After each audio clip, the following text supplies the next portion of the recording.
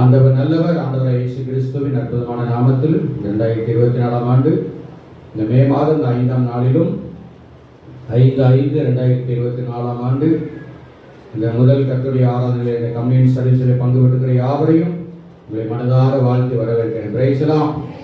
நாம் யாருக்கு முன்பாக நாம் வைக்கப்பட்டு போவதில்லை என்கிற செய்தியை கடந்த 4 மாதங்களும் தியானிக்க கர்த்தர் கிருபை செய்தார். அல்லேலூயா. பிரஜாதிகளுக்கு முன்பாக, இன்னும் சத்துருக்கள் முன்பாக, சத்துருக்களுக்கு மேலாக, மலைகளுக்கு மேலாக அப்படிங்கிற அந்த வார்த்தையை நாம் தியானித்தோம். ஆமென். தொடர்ந்து யாரெல்லாம் வெட்கப்படுவது இல்லை, யாரெல்லாம் வெட்கம் அடைவதில்லை, அல்லது யாரெல்லாம் புகழ்ச்சி அடைவார்கள் என்கிற வார்த்தையை தேவன் இந்த 5ஆவது மாதத்துக்கு நமக்கு தருகிறார். அல்லேலூயா. தேவன் நல்லவர். ஆமென். வாசிப்போம். சங்கீதம் 34ஆம் சங்கீதம் 5ஆம் வசனம். அவர்கள் அவரை நோக்கி பார்த்து பிரகாசம் அடைந்தார்கள், அவர்கள் முகங்கள் வெட்கப்படவில்லை. ஹல்லேலூயா. யாரெல்லாம் வெட்கமடைவது இல்லை, அல்லது யாரெல்லாம் தேவன் தருகிறதான புகழ்ச்சியை அடைவார்கள் என்கிறதான காரியத்தை. ஹல்லேலூயா. Glorious. என் ஜனங்கள் வெட்கப்பட்டு போவதில்லை என்று சொன்னால் அதனுடைய ஆப்போசிட் வேர்ட், அதாவது வெட்கத்துக்கு எதிர்ப்பதமான வார்த்தை புகழ்ச்சி. அல்லேலூயா. ஸ்தோத்திரம். கர்த்தர் நல்லவர். ஆமென். அப்போ இங்கே சொல்லப்படுகிற வார்த்தையின்படி யார் வெட்கமடைவதில்லை அல்லது யார் புகழ்ச்சி அடைவார் என்று சொன்னால் கர்த்தரை நோக்கி பார்க்கிறவர்கள். அல்லேலூயா. They looked to him and were radiant, and their faces were not ashamed என்று சொல்லப்படுகிறது. ஆமென். கர்த்தரை நோக்கி பார்க்கிறவர்கள் வெட்கப்பட்டு போக மாட்டார்களாம். ஆமென் சொல்லுங்க. அல்லேலூயா. கர்த்தர் மகிமைப்படுவாராக. ஆமென். ஸ்தோத்திரம். இந்த சங்கீதம் 34ஆம் சங்கீதம் சங்கீதக்காரனாகிய தாவீது எழுதுகிறதான ஒரு அனுபவத்தினுடைய சங்கீதம். ஆமென். இந்த 150 சங்கீதங்களிலே ஏராளமான சங்கீதத்தை எழுதினது இந்த தாவீது தான். ஆமென். ஏன்னா அந்த தாவீது வந்து ஒரு இசை வல்லுனர். கையில் எப்பொழுது சுரமண்டலத்தை வைத்துக் கொண்டு ஆடு மேய்த்து கொண்டிருந்தாலும் அங்கே ஆட்டையும் கவனித்துக் கொண்டு, அல்லேலூயா, ஆடுகளையும் கவனிச்சுக்கிட்டு வாசிக்கிறதுலையும் அங்கே வல்லவனாக இருந்து அங்கே சுரமண்டலத்தை வைத்து ஆண்டவரை பாடி மகிமைக்கு படித்துக் கொண்டே இருந்ததான ஒரு மியூசிக்ல, இசையில இன்ட்ரெஸ்ட் உள்ளதான, இல்ல வாசிக்கிறதுல தேறினவன் என்று வேதம் சொல்லுகிறது. ஆமென். கர்த்தர் நல்ல. அப்படி ஏராளமான சங்கீதத்தை எழுதினது இந்த தாவீது. இன்னும் சிலர் மோசே, சாலமோன், ஆசா என்பவர் வந்து அவர் ஒரு மியூசிக் டைரக்டர். அதாவது தாவீதுடைய அந்த காலத்துல அரண்மனையில அந்த இசை வாசிப்பதற்கு அந்த காலத்துல ராஜாக்கள் ஒவ்வொரு மந்திரிகளை வைத்திருப்பாங்க. அதுல குறிப்பாக நடனம் ஆடி ராஜாவை மகிழ்விக்கிறதற்கு, இசை வாசிப்பதற்கு எப்படி பல டிபார்ட்மெண்ட்லாம் இருக்கும். அதே போல எல்லா அரசாங்கத்தை அப்படி இருக்கதான் செய்கிறது. ஆமென். அப்படி இந்த ஆசா, அப்படி பல பேர் என்ன பண்ணுறாங்க, சங்கீதத்தை எழுதியிருக்காங்க. இந்த 34ஆம் சங்கீதம் இந்த தாவீது தன்னுடைய சொந்த வாழ்க்கையின் அனுபவத்தை அடிப்படையாய் கொண்டு எழுதின சங்கீதம். அல்லேலூயா. கர்த்தன். அது மாத்திரமல்ல, இந்த எப்படிப்பட்ட அனுபவம் சொன்னா அதை வாசிப்போம். 1 சாமுவேல் 21ஆம் அதிகாரம் 12-13 வசனங்கள். 1 சாமுவேல் 21 12-13. இந்த வார்த்தைகளை தாவீது தன் மனதிலே வைத்துக் கொண்டு காத்தின் ராஜாவாகிய ஆகீசுக்கு மிகவும் பயப்பட்டு அவர்கள் கண்களுக்கு முன்பாக வேறுபடுத்தி அவர்களிடத்தில் பித்தம் கொண்டவன் போல காண்பித்து வாசற் கதவுகளிலே கீறி கொண்டிருந்து தன் வாயிலிருந்து நுரையை தன் தாடியில் விழப் பண்ணி கொண்டிருந்தான். கவனியுங்கள். இந்த 21ஆம் அதிகாரத்திலே நடந்த சம்பவத்தின் அடிப்படையில தான் இந்த 34ஆம் சங்கீதத்தை தாவீது எழுதுகிறார். அல்லேலூயா. என்னன்னு கேட்டா நம்ம எல்லாருக்குமே தெரியும், இஸ்ரவேலின் முதல் ராஜா யாரு? சவுல். இஸ்ரவேலின் முதல் ராஜா சவுல். ஆனால் அந்த சவுல் கர்த்தருக்கு பிரியமில்லாம வாழ்ந்ததுனால அவருடைய இருதயத்துக்கு ஏற்றவனாக தாவீதை கர்த்தர் தெரிந்து கொண்டு ஒரு இளைஞனா இருந்தப்போ கர்த்தர் அவனை அபிஷேகித்தார். அல்லேலூயா. அது மாத்திரமல்ல, ஒரு பெரிய சாதனையும் படைத்தான். ராஜாவே செய்ய முடியாத ஒரு காரியத்தை, கோலியாத்தை வீழ்த்தினான் இந்த தாவீது. ஆமென். இந்த கோலியாத்து அந்த காத் என்றதான ஊரிலே பிறந்தவன் தான் அந்த கோலியாத். 1 சாமுவேல் 17ஆம் அதிகாரத்தில் இருக்கிறது. நல்லா கவனிச்சுக்கங்க. அப்போ கோலியாத்தை வீழ்த்தின உடனே எல்லா ஸ்திரீகளும் பெண்கள் ஒரே ஆட்டம் பாட்டத்தோட, சவுல் கொண்டது 1000, தாவீது கொன்றது 10,000 முறைமுறையாய் பாடி பாடி சவுல் ராஜாவை வெறுப்பேற்றுற மாதிரி அவங்க தற்செயலா உற்சாகப்படுத்தி பாடினாங்க. அல்லேலூயா. உண்மைதான் சொன்னாங்க, உற்சாகம் தான் படுத்தினாங்க. ஆனா அது ராஜா சவுல் ராஜாவுக்கு என்ன செய்யல? பிடிக்கவில்லை. ஆமென்.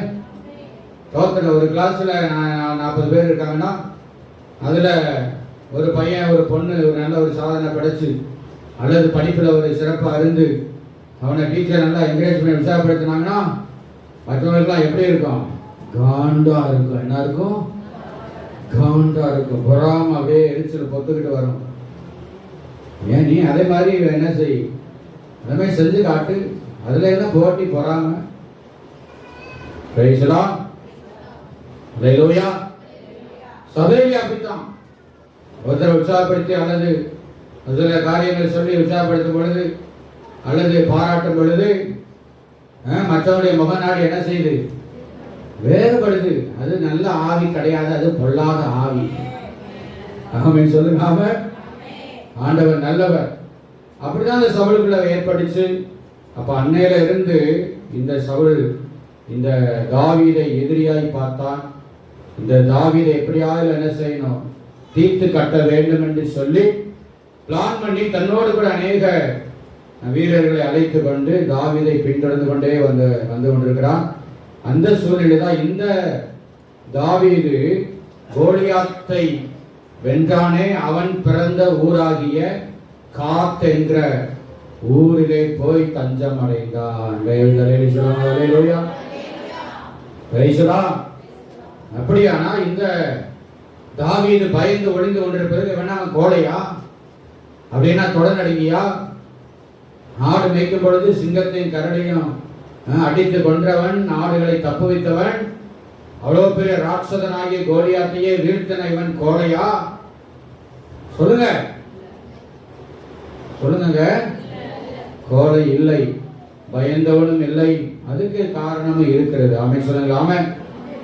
கோலியாத்தையே போட்டு தள்ள இந்த தாவீது சவுலை ஏமாத்துறான். ஆமென். ஆனால் தாவீது சொல்றான், அபிஷேகம் பண்ணின மேல என் கையை என்ன செய்ய மாட்டேன், நான் வைக்க மாட்டேன் அப்படின்னு ஆண்டவருக்கு பயந்து நடந்தார். சொல்லுங்க. அல்லேலூயா. இப்ப பாருங்க, கோலியாத் பிறந்த அந்த ஊர்ல போய் தான் அங்கே உள்ள அந்த ராஜா கிட்ட போன உடனே அந்த ராஜாவுக்கு இந்த தாவீது இஸ்ரவேலுக்குள்ள ராஜாவா அபிஷேகம் பண்ணப்பட்டான்.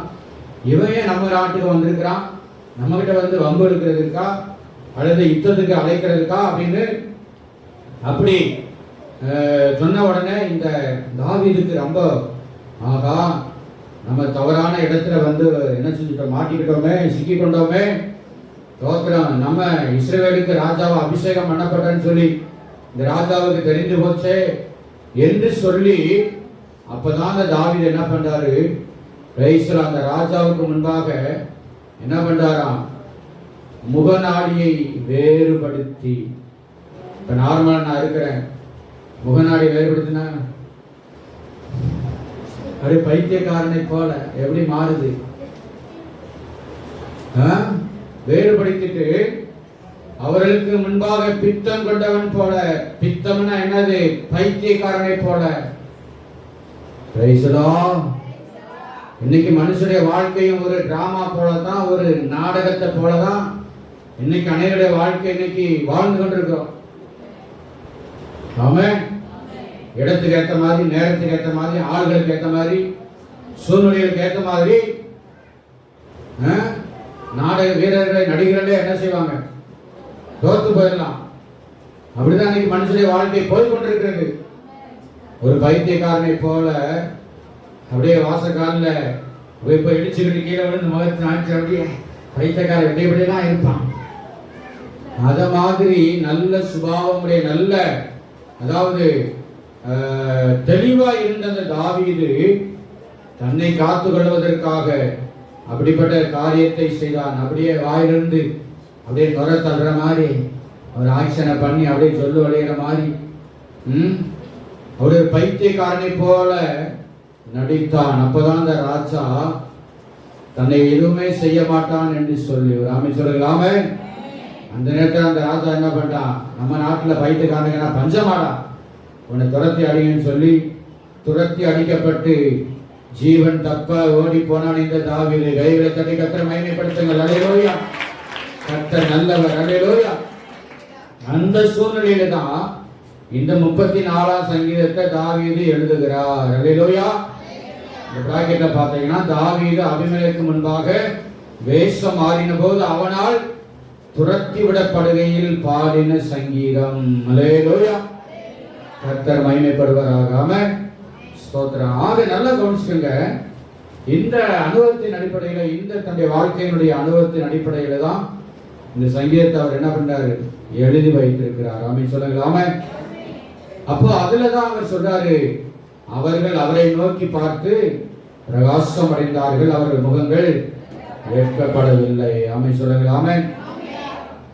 அப்ப இந்த கவனிங்க, இந்த வசனத்தை, இந்த வார்த்தையை சொல்லுவதற்கான 3 காரணங்கள் இருக்கிறது. எதுக்காக இந்த வார்த்தையை சொல்றாரு? அவர்கள் அவரை நோக்கி பார்த்தாங்க, பிரகாசம் அடைய வெட்கப்பட்டு போவதில்லை அப்படின்னா 3 ரீசன் இதே சங்கீதத்தில் இருக்கிறது. அல்லேலூயா.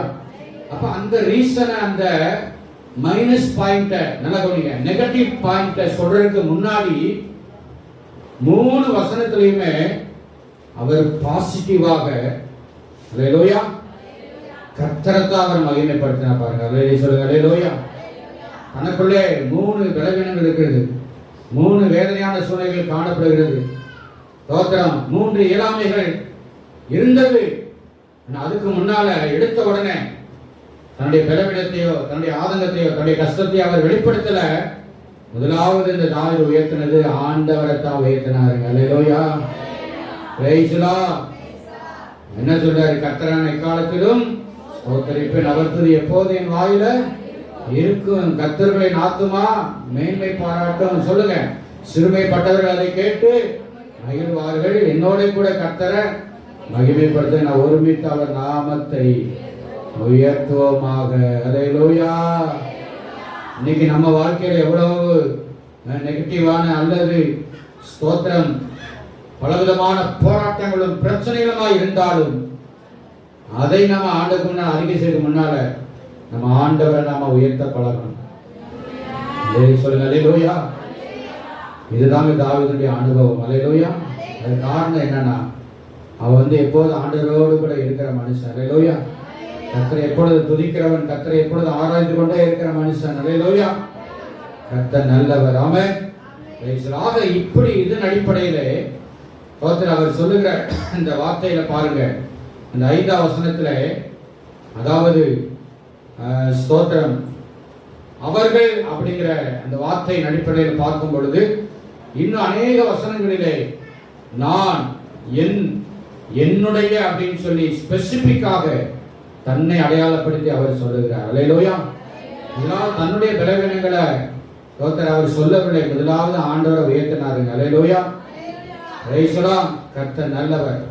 ஆனபடினால இன்னைக்கு அருமையான தேவனுடைய பிள்ளைகளே, நாம கர்த்தரை மாத்திரம் நோக்கி பார்க்கும் பொழுது ஆண்டவர் நம்ம எப்படிப்பட்ட சூழ்நிலை கடந்து சென்றாலும் அதை மாற்றி அமைக்க அவர் வல்லவராக இருக்கிறார். அல்லேலூயா. இந்த 2 அதாவது டிரான்ஸ்லேஷன்ல பார்க்கும் பொழுது they looked unto him and were light turned அப்படிங்கிற ஒரு வார்த்தை.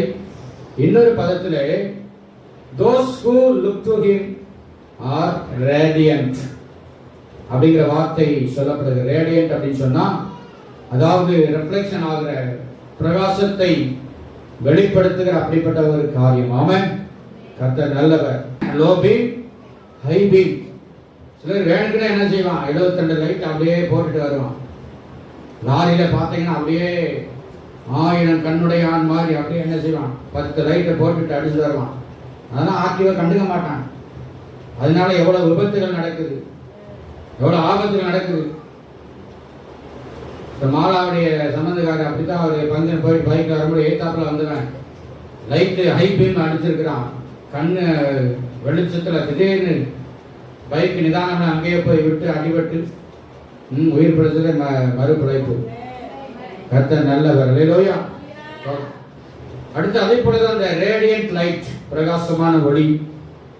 இந்த ஒளியில பார்த்தீங்கன்னா டியூப் லைட் 40 வாட்ஸ் இருக்கும். அதே போல இப்போ 10 வாட்ஸ், 0 வாட்ஸ். 0 வாட்ஸ்னா கரண்டே எடுக்காது இல்லை, அது பேர் 0 வாட்ஸ். தோத்திரம். அதே போல அப்படி வாட்ஸ் கணக்குல. அப்போ அதே போல ரேடியன்ட் ஃபியூச்சர் அப்படின்னு சொல்லுவாங்க. ஒளிமயமான எதிர்காலம் என் உள்ளத்தில் தெரிகிறதே அப்படின்னு ஒரு பாட்டு அந்த காலத்துல. Radiant future. அதே போல ரேடியன்ட் ஸ்கின், ரொம்ப பளபளப்பான சருமம், தோல், முகத்தை அப்படியே பளபளன்னு வச்சுக்கிறதுக்கு என்னென்ன கிரீம் விற்குதோ, என்னென்ன லோஷன் விற்குதோ எல்லாத்தையுமே வாங்கி பூசும் போதுதான் பளபளப்புன்னு தெரியும். அதுக்கப்புறம் என்னது மாறி போயிடும், பளபளன்னெல்லாம் போயிடும். தோத்திரம். கர்த்தர் நல்லவர். ரேடியன்ட் எனர்ஜி, கதிர்வீச்சு ஆற்றல்.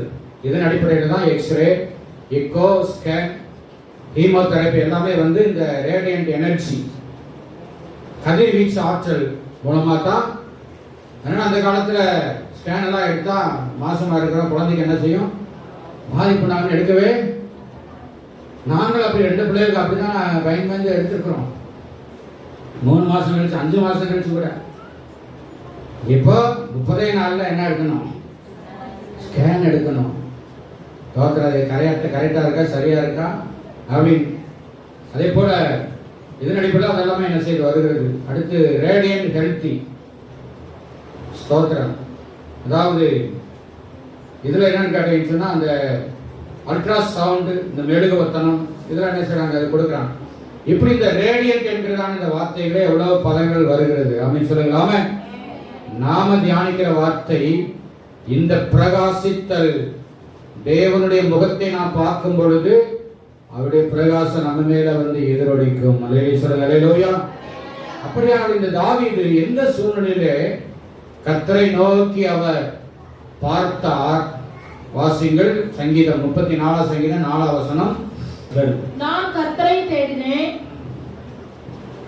அவர் எனக்கு செவி கொடுத்து என்னுடைய எல்லா பயத்துக்கும் என்னை நீங்களாக்கி விட்டார். அல்லேலூயா. அப்ப கவனியுங்கள், எந்த சூழ்நிலையிலே இந்த வசனத்தை அவர்கள் அவரை நோக்கி பார்த்து பிரகாசம் அடைவார்கள் சொல்லுங்க. முதலாவது இந்த 4 வசனத்திலே எல்லா பயத்துக்கும், அல்லேலூயா, என்னுடைய எல்லா பயத்துக்கும் என்னை நீங்களாக்கி விட்டார். அல்லேலூயா. கர்த்தர் நல்லவர். 3 வசனத்திலே கர்த்தரை உயர்த்தின தாவீது, அல்லேலூயா, இப்பதான் சொல்றாருங்க தன்னுடைய இயலாமையை, தன்னுடைய பலவீனத்தை. ஆமென் சொல்லுங்களாமே. அருமையான தேவ பிள்ளைகளை, எந்த ஒரு சூழ்நிலை இருந்தாலும் அதுல முதலாவது நம்ம கர்த்தரை உயர்த்த பழகணும். ஆமென் சொல்லுங்க. அல்லேலூயா. ரைசலா. அப்போ முதலாவது எல்லா விதமான பயம். ரைசலா. ஸ்தோத்திரம். அதனால எல்லா விதமான பயம். அப்படி பயப்படக்கூடிய மனுஷனா இந்த தாவீது கிடையாது. 1 சாமுவேல் 16ஆம் அதிகாரத்தில் அவன் யுத்த வீரன், காரிய சமர்த்தன், வாசிக்கிறதுல வல்லவன் என்று அவனை குறித்து சொல்லப்பட்டிருக்கிறது. ஆமென். ரைசலா. ஆனாலும் அந்த சூழ்நிலை, எந்த சூழ்நிலை, காத் என்கிறதான அந்த ஊரிலே போய் ஒரு அந்நியரிடத்துல, ஒரு புரஜாதிய ராஜா கிட்ட போய் அங்கே சிக்கி கொண்ட பொழுது ஆட்டோமேட்டிக்கா அந்த தாவீது கூட பயம் வந்து விட்டது. ஒரு ஆமென் சொல்லலாம. ஏன்னா யுத்தம் செய்யறது கூட கையில எந்த ஒரு ஈட்டியோ பட்டயமோ கிடையாது. ஆமென் சொல்லுங்களா. ஆமென். Praise the Lord.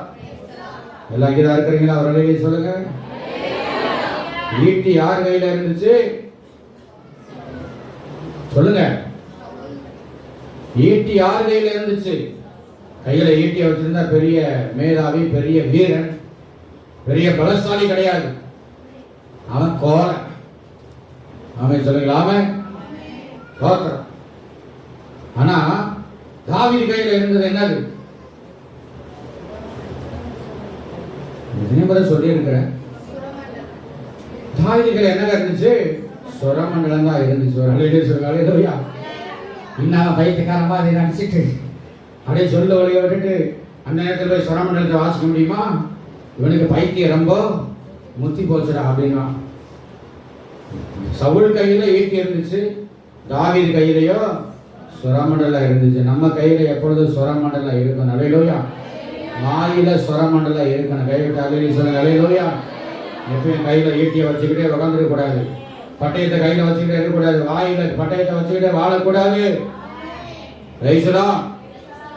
முதல் வசனம் சொல்றாரு, கர்த்தரை நான் எக்காலத்திலும் ஸ்தோத்தரிப்பேன். அல்லேலூயா. அப்படியானால் முதலாவது எந்த சூழ்நிலை இந்த வார்த்தை சொல்லுகிறார்? அவரை நோக்கி நான் பார்த்தேன் என்று சொல்லி பயந்த ஒரு சூழ்நிலை. அல்லேலூயா. Praise the lord. கர்த்தர் நல்லவர். அல்லேலூயா. ஸ்தோத்திரம். He delivered me from all my fears. எல்லா விதமான பயம். பயம் என்பது எல்லாருக்குமே பொதுவாய் வரக்கூடிய காரியம். ஆமென் சொல்லுங்க. ஆமென். நான் பயப்படவே மாட்டேன்னு சொல்லுங்க. மட்டும் வலதுகரத்தை வைத்து காட்டுங்க. எனக்கு பயம்னா என்னன்னே தெரியாது. நான் பயந்ததே கிடையாது. எனக்கு பயம் வந்ததே கிடையாது சொல்லுங்க. மட்டும் வலதுகரத்தை வைத்துங்க. சொல்லுங்க. இந்த உலகத்துல பிறந்த அரசனானாலும் ஆண்டி ஆனாலும் படிச்சவனானாலும் படிக்காதனாலும் சரி, பெரிய விஞ்ஞானியா அறிவாளியா இருந்தாலும் பயம் இல்லாத மனுஷன் உலகத்தை யாருமே சொல்லுங்க இருக்கவே முடியாது. பயம் வந்து அது பொதுவானதான். ராமே சொல்லுங்க. ராமே. அந்த பயத்துக்கான பொதுவான காரணம் என்னன்னு சொன்னா, ஆங்கிலத்தில் வாசிக்கணும் பாருங்க. People fear things or situations that make them feel unsafe or unsure. மக்கள் யார் யாரெல்லாம் தாங்க இருக்கிற சூழ்நிலைகளிலே unsafe, பாதுகாப்பற்ற ஒரு நிலைமையை, unsure என்றா உறுதித்தன்மையற்ற ஒரு சூழ்நிலை, ஒரு நம்பிக்கையற்ற ஒரு சூழ்நிலையிலே வாழுகிற மக்களுக்குள்ளே ஆட்டோமேட்டிக்கா அந்த பயம் இருக்கவே செய்யும். ஆமென் சொல்லுங்க. ஆமென். அல்லேலூயா. உதாரணத்துக்கு சொல்ல, கல்யாணம் கட்டும் பொழுது மாப்பிள்ளை அப்படி இப்படி, அவங்களுக்கு அவ்வளோ சொந்தக்காரங்க, இவ்வளவு எவ்வளோ இருக்குது, அது இருக்குது இருக்குதுன்னு சொல்லி ஒரு பொண்ணு அதை நம்பி கல்யாணம் கட்டி புருஷன் வீட்டுக்கு போன பிறகு, மாமியார் வீட்டுக்கு போன பிறகு, அங்கே புருஷனாலேயோ மற்றவர்களாலேயோ ஒரு பாதுகாப்பற்ற ஒரு சூழ்நிலையை ஆமென் உணர்கிறாள் என்று சொன்னால், அது ஆட்டோமேட்டிக்காக என்ன வந்துடும்? என்ன வந்துடும்? பயம் வந்துவிடும். ஆமென் சொல்லுங்க. ஆமென். பாதுகாப்பற்ற ஒரு சூழ்நிலை உணர்வது, நம்பிக்கையற்ற ஒரு சூழ்நிலையை உணர்கிற ஒரு காரியத்தினாலதான் மனுஷனுக்கு அந்த பயம் ஆட்டோமேட்டிக்கா வருகிறது. அல்லேலூயா. இது சரீர பிரகாரமான காரியமா இருக்கலாம், அல்லது பொருளாதார ரீதியான பயங்கள். இன்னும் படிக்கிறவங்களுக்கெல்லாம் எக்ஸாமை குறிச்ச எக்ஸாம் தியரி, எதிர்காலத்தை குறித்த பயம், அடுத்து மனுஷங்களால வருகிற பயம். ஐயோ அவங்கள மாட்டினோம்னா அவங்க அவ்வளவுதான். மனுஷங்களை பார்த்தாலே என்னது? பயம். தோத்திரம். அடுத்து பெண்மணிகளுக்குலாம் டெய்லி ஒரு பயம்.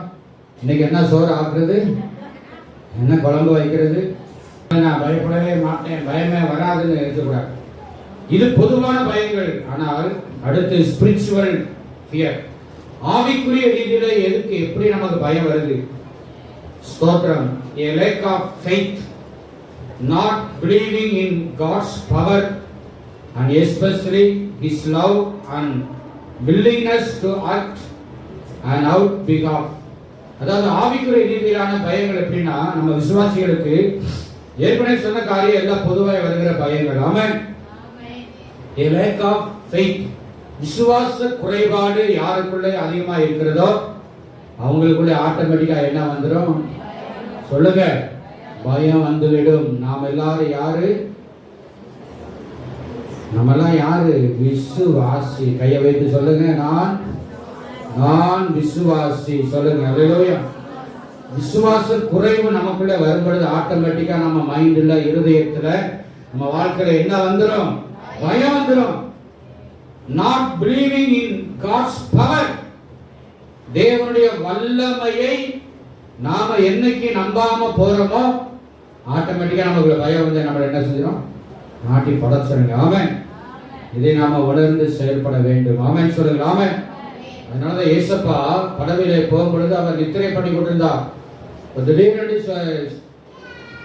ஸ்தோத்திரம், ஒரே காத்து, மழை, புயல் அடிச்சிச்சு. அப்போ ஐயரே, நாங்கள் மடிந்து போகிறோம், நமக்கு கவலை இல்லையா அப்படின்னு அவர் போய் தட்டி எழுப்புறாங்க சீசர்கள் எல்லாருமே. ஆமென் சொல்லலாம. படகு கவுந்தா அவங்களோட 12 பேரோட கூட சேர்ந்து ஏசுனாருன்னு தண்ணியில் என்ன செய்வாரு? மூழ்குவார். இந்த 12 சீசர்கள் ஏசுனாரை பத்தி கவலையே படல. அவர் செத்தானா பொழைச்சானா நாம என்ன செய்யணும்? பொழைச்சுக்கணும். போய் தட்டி எடுப்பாங்க. ஏசப்பா எழுப்பினாரு. காற்றை பார்த்து இறையாதை, அமைதலாயிரு. ஒரே ஒரு வார்த்தை சொன்னார், உடனே அமைதலாயிற்று. அல்லேலூயா. அப்பதான் ஏசப்பா அவங்களை பார்த்து சொல்றாரு. மார்க்கு 4ஆம் அதிகாரம் 40ஆம் வசனத்துல என்ன சொல்றாரு? வாசிங்க. மார்க்கு 4:40. அவர் அவர்களை நோக்கி, ஏன் இப்படி பயப்பட்டீர்கள்? ஏன் உங்களுக்கு விசுவாசம் இல்லாமல் போயிற்று என்றார். அல்லேலூயா. நான் உங்க கூட தானப்பா இருக்கிறேன். நான் உங்களோட தான் நான் பிரயாணம் பண்ணி கொண்டிருக்கிறேன். அல்லேலூயா. அன்பான தேவ பிள்ளைகளே, நம்மளோட கூட ஆண்டவர் இருக்கிறார். நான் அவரோட இருக்கிறேன், அவர் என்னோட இருக்கிறார் என்கிற அந்த ஒரு உறுதி, விசுவாசம் நமக்குள்ள வர வேண்டும். கையெழுத்து எல்லாமே சொல்லுங்க. எல்லா உலகத்தை உயர்த்தி எல்லாமே சொல்லுங்க. ஆண்டவர் என்னோட கூட இருக்கிறார், நான் அவரோட இருக்கிறேன். எல்லாம் சொல்லுங்க இந்த வார்த்தையை. ஆண்டவர் என்னோட இருக்கிறாரு, நான் அவரோட இருக்கணும். நாம அவரோட இருந்தா தான் அவர் நம்மோட இருப்பாரு. நம்ம அவரோட, அவர் நம்மோட இருப்பார். அவர் நம்மோட இருந்தா நாம அவரோட கூட இருக்க முடியும். இந்த ரெண்டு அது மாறி மாறி இருந்து கொண்டுதான் இருக்க வேண்டும். அல்லேலூயா. நான் உங்களோட தானப்பா இருக்கிறேன். ஏன் நீங்க பயப்பட்டீங்க? ஏன் உங்களுக்கு விசுவாசம் இல்லாம போயிடுச்சு? எவ்வளவு அற்புதங்கள், அதிசயங்களை நீங்க பார்த்திருக்கீங்க. அல்லேலூயா. அப்ப நம்முடைய வாழ்க்கையில விசுவாச குறைவு ஏற்படும் பொழுது ஆட்டோமேட்டிக்கா என்ன வந்துருது? பயம் வந்து விடுகிறது. ஆமென் சொல்லுங்க. ஆமென். கர்த்தர் நல்லவர். ஸ்தோத்திரம். ஆனா நல்லா கவனிச்சுங்க அருமையான தேவனுடைய பிள்ளைகளே, இப்பேற்பட்ட ஒரு இதுக்கு பெயர் தான் சிச்சுவேஷன், சூழ்நிலைக்கேற்றதான ஒரு பயம், சிச்சுவேஷன் ஃபியர். அப்படிப்பட்ட ஒரு நிலைமையில அந்த தாவீது சிக்கி கொண்டான். ஆமென் சொல்லுங்க. ஆமென். ஆனா அந்த நேரத்தில் இந்த தாவீது கர்த்தரை நோக்கி பார்த்திருக்கிறார். தலையில சொல்லுங்க. அல்லேலூயா. கையில ஈட்டியும் இல்லை, பட்டயம் இல்லை. அட்லீஸ்ட் அக்காலு ஒரு கவன் கூட என்ன சொல்ல, கூழாங்கல்ல கவன் கூட இல்லை. கோலியாத்தை வீழ்த்தின அந்த ஆயுதம் கூட கையில இல்லை. ஆமென். அதை வச்சாவது ஏதாவது என்ன பண்ண முடியும்? ஒன்றும் பண்ண முடியாது. இந்த சிச்சுவேஷனல் ஃபியர், இந்த சூழ்நிலையுடைய பயத்தின் மத்தியிலே தாவீது செய்த ஒரே ஒரு காரியம், அந்த நேரத்தில் பைத்தியக்காரனை போல அவன் ஆட் பண்ணிட்டு இருந்தாலும் இந்த தாவீதுடைய இருதய கர்த்தருடைய முகத்தை நோக்கி பார்த்ததுங்க. அல்லேலூயா. அல்லேலூயா. அருமையான தேவ பிள்ளைகளை, நாம எந்தெந்த சூழ்நிலையிலே பயந்து கொண்டிருக்கிறோமோ அந்த நேரத்தில் நம்ம செய்ய வேண்டியது கர்த்தர் முகத்தை நோக்கி பார்க்கணும். அல்லேலூயா. வியாதிப்படுற நேரத்தில், போராட்ட நேரத்தில், எந்த பிரச்சனை நேரமா இருந்தாலும், எந்த சூழ்நிலையை நம்ம அவருடைய முகத்தை நோக்கி பார்த்தால் அவருடைய முகத்தின் ஒளியை தேவன் நம்மையில பிரகாசிக்க பண்ண வல்லவராக இருக்கிறார். அல்லேலூயா. வேதத்தில் 500க்கும் மேற்பட்ட இடங்களிலே பயப்படாதே, பயப்படாதே, பயப்படாதன்னு ஆண்டவர் வேதத்தில் எழுதி வச்சிருக்கிறார். அல்லேலூயா. பொதுவாக சொல்லுவாங்க, டெய்லி 365 நாளைக்கும் ஒவ்வொரு நாளைக்கும் ஆண்டவர் வார்த்தை சொல்லார், டோன்ட் ஃபியர், நீ பயப்படாதே. அல்லேலூயா. அந்த வார்த்தையை நான் காலையில எழும்பும் பொழுது, ஆண்டவர் நீர் என்னோடு கூட இருக்கிறீர் ஆண்டவர். ஆமென். நான் உம்மோட கூட இருக்கிறேன் ஆண்டவர். எல்லாம் சொல்லுங்க. ஆமென். அப்படிப்பட்ட ஒரு அறிக்கை செய்வோமாக. அல்லேலூயா. ஸ்தோத்திரம். அப்படியானால் இந்த பயத்தை போக்குவதற்கு நாம என்ன செய்யணும்? ஒரு 6 காரியம். இது வேதத்தின் அடிப்படையில் உள்ள காரணம். வேத வசனத்தை நம்ம எடுத்து வாசிக்க நமக்கு நேரம் இல்லை. அதே மாதிரி சொல்றேன், நீங்க குறிச்சுக்கொள்ளுங்க அல்லது மறுபடியும் யூடியூப்ல போய் கேளுங்க. கர்த்தர் நல்லவர். ஹல்லேலூயா. How to overcome fear biblically. வேதத்தின் அடிப்படையிலே எப்படி இந்த பயத்தை நாம் ஓவர்கம் பண்ணுவது, எப்படி இதை நம்மை மேற்கொள்ளுவது. ஹல்லேலூயா. நம்முடைய சுய பலத்தினாலேயோ திறமையினாலேயோ தாளத்தினாலேயோ ஞானத்தினாலேயோ இது முடியவே முடியாது. ஆமென். கர்த்தர் நல்லவர். Price the Lord. முதலாவது பைபிள் ரீடிங். ஹல்லேலூயா. ஸ்தோத்திரம். Read, study, meditate. கர்த்தருடைய வார்த்தையை வாசிக்கணும், அதை என்ன செய்யணும்? நிதானிக்கணும், தியானிக்கணும். ஹல்லேலூயா. கைவிடலே சொல்லுங்க. எல்லாம் சொல்லு. Read, study, meditate. ரீடுக்கும் ஸ்டடிக்கும் என்ன இருக்கு? ரீடுனா என்னது? மறுபடியும் அவர் ஜெபாலயத்தில் பிரவேசித்த அரங்கை சூமன கையுடைய ஒரு மனுஷன் இருந்தான். இதுதான் என்னது? நிறைய பேர் ரீட் பண்ணிட்டு தான் இருக்க வசனத்தை. அடுத்து என்ன பண்றது? ஸ்டடி பண்ணணும். மறுபடியும் அவர் ஜெபாலயத்தில் பிரவேசித்தார். சூம்பின கையை ஒரே ஒரு மனுஷன். ஸ்டடி பண்றது என்ன தெரியுதா? நீங்க படிக்கிற பிள்ளைங்க அப்படிதான் என்ன செய்யணும்? படிக்கணும். படிச்சு அதுக்கப்புறம் என்ன செய்யணும்? அதை மெடிடேட் பண்ணணும். இப்போ சூம்பின கையினா எப்படி இருக்கும்? டக்குன்னு அதை பார்த்தனால சொல்றேன். ஹல்லேலூயா. இதான் என்னது? வேத தியானம். அப்போ வேதத்தை நம்ம வாசித்து அதை ஸ்டடி பண்ணி அதை தியானம் பண்ணும் பொழுதுதான் நமக்குள்ள இருக்கிற பயம் ஆட்டோமேட்டிக்கா விளைய போகும். ஹல்லேலூயா. அடுத்து நீ யார்? நீ யாருடையவன் என்பதை நாம மனதிலே கொள்ளலாம். ஹல்லேலூயா. இப்ப சொல்லுங்க, நான் யார்?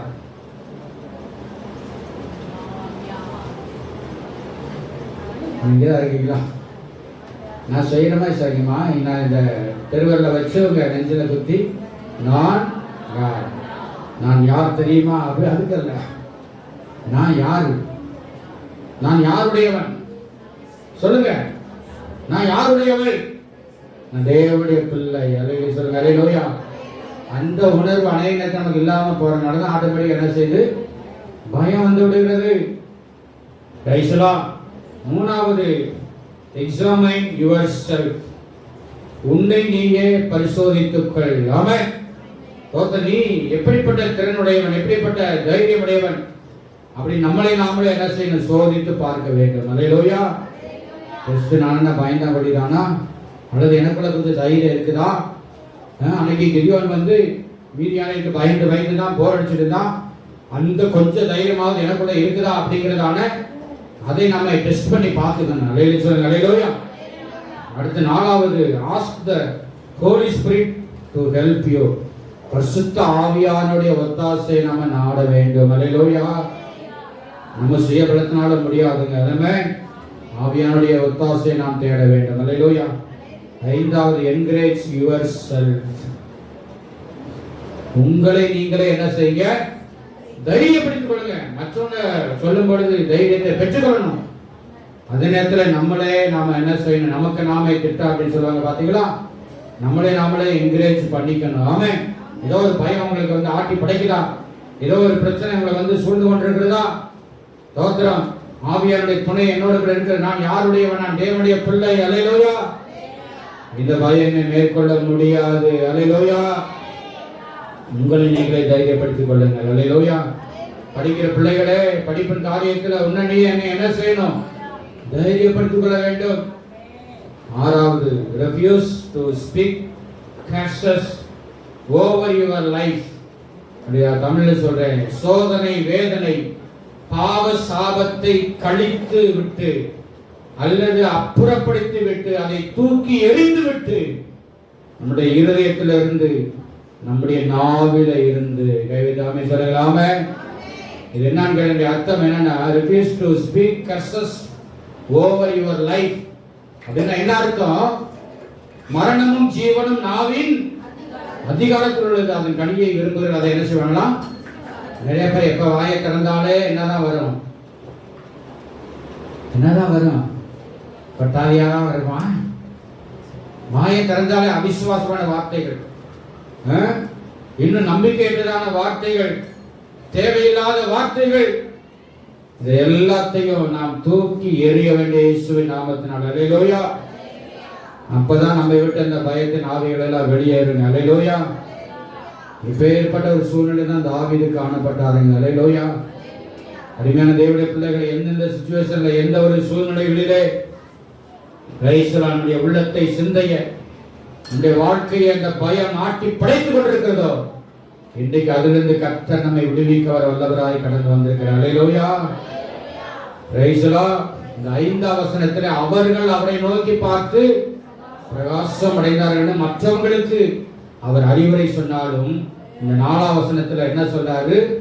நான் கர்த்தரை தேடினேன். அடுத்து அவர் எனக்கு செவி கொடுத்தார். 3வது என்னுடைய எல்லா பயம்.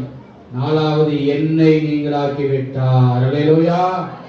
இதனுடைய அர்த்தம் என்னன்னா, பொதுவாக எல்லாருக்கும் ஆலோசனை அவர் கொடுத்தாலும் தனிப்பட்ட ஒரு செல்ஃப் கான்பிடன்ஸ், தன்னம்பிக்கை, சுய நம்பிக்கை, செல்ஃப் என்கரேஜ்மெண்ட்.